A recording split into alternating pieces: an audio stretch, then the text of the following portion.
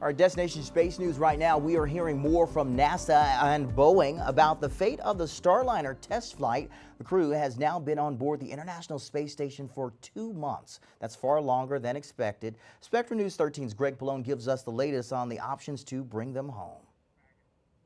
Well, NASA and Boeing say they are now weighing options to get NASA astronauts Butch Wilmore and Sonny Williams back home, one of them involving flying them back on a SpaceX Crew Dragon.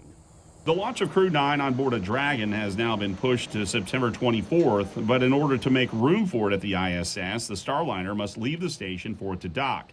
That's the reason Crew 9 was pushed back, to allow the teams more time to work the thruster and helium issues that have plagued the test flight, turning an 8-day trip into a more than 2-month mission so far. NASA says one option is to fly only 2 astronauts on Crew 9, leaving those seats for Butch and Sonny to return on that mission in February of next year. They say they are checking spacesuits and seats to make sure they are compatible from Boeing to SpaceX.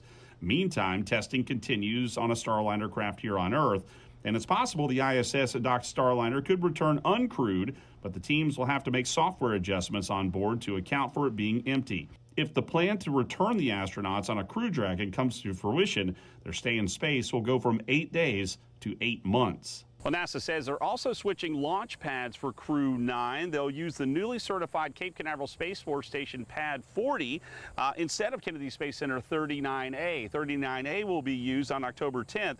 That's when the launch of NASA's Europa Clipper mission to study one of Jupiter's moons will take place. In Brevard County, Greg Pallone, Spectrum News.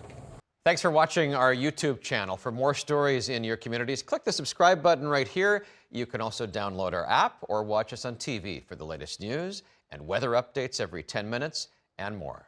We'll see you then.